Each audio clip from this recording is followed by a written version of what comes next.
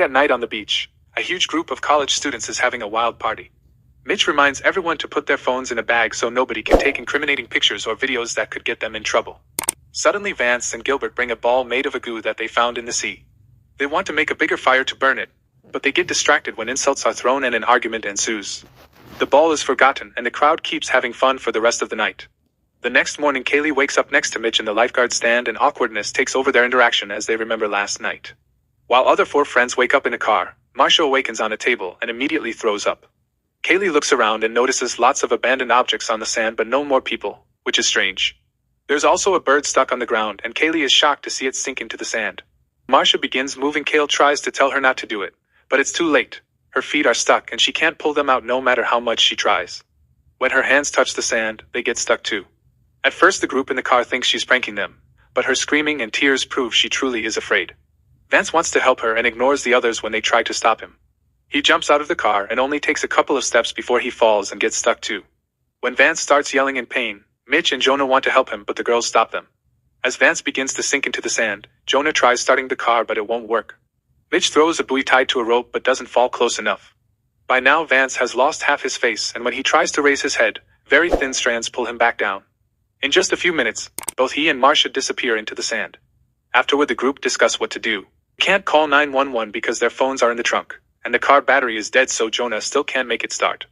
Kaylee puts her hand near the sand without touching it, and everyone is shocked to see some mysterious strands coming out. At that moment Gilbert wakes up. It turns out he's been stuck in a trash can with a naughty drawing on his face because of a party prank. He starts insulting his friends for leaving him there and tries to get out, ignoring the warnings the others are yelling. It isn't until they mention 2 people are dead that Gilbert stops moving. He admits his body is sore from being stuck there so Mitch reminds him that in a few hours the tide will push him towards them. Then Kaylee drags Mitch inside the lifeguard stand. Jonah watches them with jealousy and Chanda reminds him he needs to let go. While the mysterious strands try reaching for the car tires, Kaylee and Mitch find some alcohol in the cooler and start drinking. Hours pass but nobody shows up. The sun is getting strong and the people in the car try to cover themselves with a towel. Kaylee finally gets brave enough to ask Mitch what they did last night, and Mitch assures her they only talked. Mitch finds some sunscreen in the lifeguard stand and Kaylee throws it at her friends in the car. As they discuss last night's events, they realize the rest of the partygoers didn't leave, they were eaten by the sand. Everyone cries except for Gilbert, who starts freaking out because the heat is burning his skin. Jonah tosses him the sunscreen, which calms him down for now. At that moment Kaylee notices the goo ball all dried up and broken in two. Ronnie realizes it looks like it hatched, which means it's not a ball, it's an egg, and the monster that came out of it is the thing in the sand eating people. Since it was only born last night, Kaylee deduces it isn't very big yet. She gets a sausage from the cooler and throws it on the sand. Now everyone can see how the strands drag it underground. They throw a few more sausages because they want to see how far the monster reaches, but the strands keep coming out. A bird comes down to eat one of the sausages, only for the strands to catch it and quickly kill it. They throw the last sausage in another direction and the monster doesn't eat it, so that's the safe zone. It's not very far, but still enough to make it dangerous to reach it. The group begins arguing again and Ronnie points out they haven't seen a single car or person pass by in hours, so she can't be this simple. Refusing to give up, Jonah grabs 2 surfboards from the back of the car and throws them on the sand. The monster doesn't react, so he jumps on them safely. Now he can alternate the boards to move without danger. When Kaylee reminds him not to put his fingers too close to the sand, Jonah stops moving and announces they need to talk. He calls out everyone who cheated last night, but his friends think this should be a talk for later. Their priority should be escaping. Jonah keeps moving and when he reaches a bench, the surfboard slips and he almost falls, but he grabs onto the bench at the last second. The others notice that the monster strands are moving the boards back and tell Jonah to come back, but he insists he can still save himself. Suddenly the strands appear under Jonah and touch his stomach, so he makes a jump to finally reach the top of the table. The strands left bleeding wounds on his skin and Jonah starts to feel dizzy, so he lays down, while hearing a pitching sound in his ears instead of his friends' worried voices.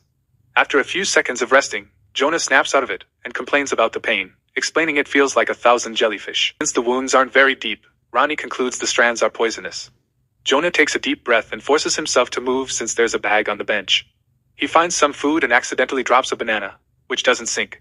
When he picks it up, he notices the strands and lowers the banana again, but the monster only comes out in the sand, not on the bonfire spot. Then he jumps off the bench to land on the same spot and nothing happens, which confirms his theory: the monster hates fire. To celebrate, Jonah eats the banana only to watch in horror how his stomach wounds begin expelling pus. Kaylee calms him down with gentle but firm words, telling him to get back on the table and check the bag again. He finds some drinks and begins tossing them at his friends, But when he's tossing the last can, the bench cracks and he slips. His wounds drip more pus before they start popping and bleeding, causing him to scream in pain. Tons of effort, Jonah keeps moving and manages to get back on the table. At the same time, the surfboards are moving on their own, which means the monster is taking away any means they may use to move. Then the strands appear under the car to attach themselves to the tires, trying to move them.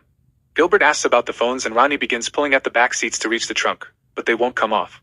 She announces she'll try standing on the bumper to open it instead, but the metal is hot so she must cover the trunk with the towel.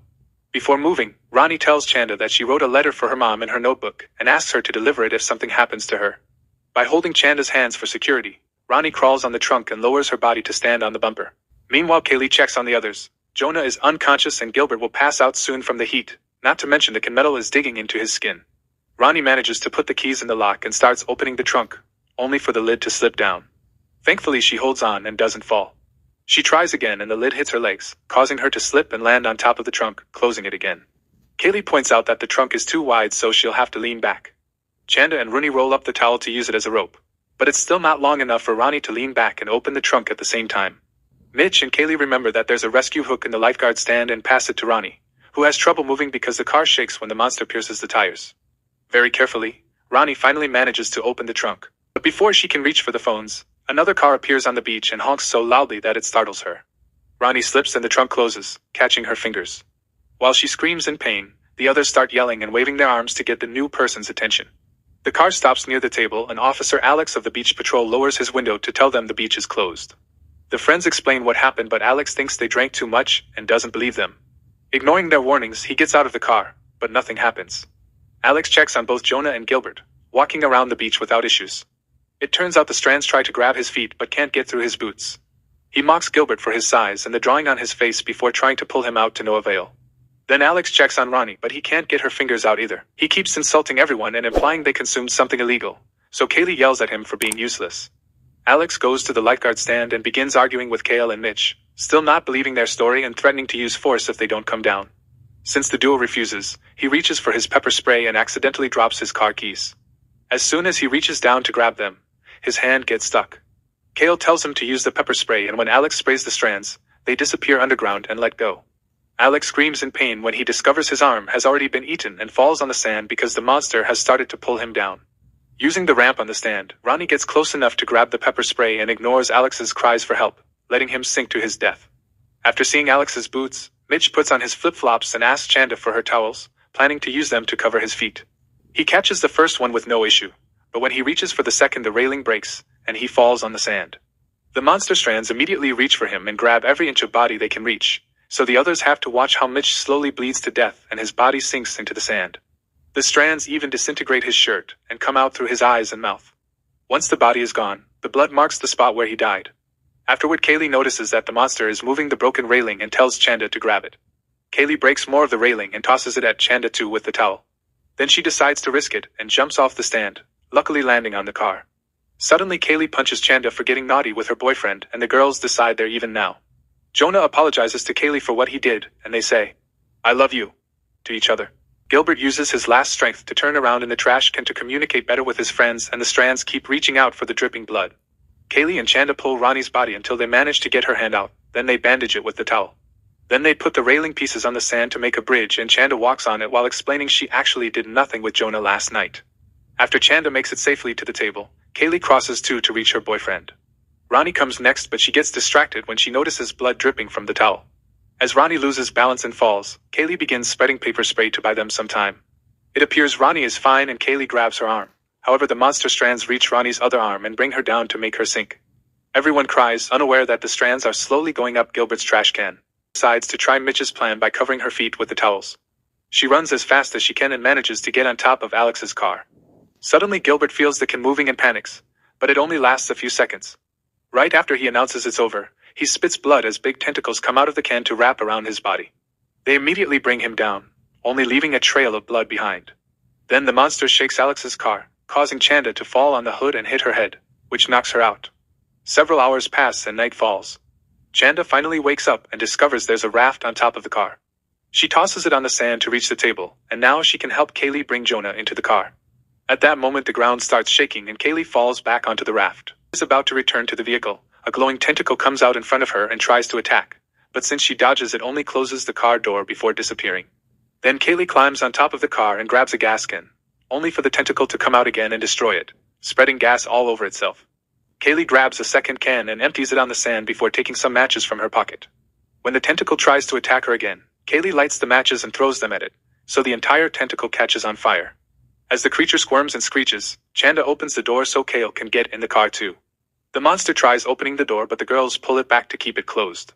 It also tries hitting the car with its now bigger strands to no avail, so it decides to disappear.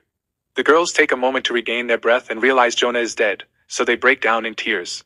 The next morning a surfer finds the car and knocks on the window to wake the girls up. They come out and walk on the sand without issues, meaning the monster is gone. While Kaylee and Chanda start making their way home, the creature is swimming in the sea to try to reach a new beach with fresh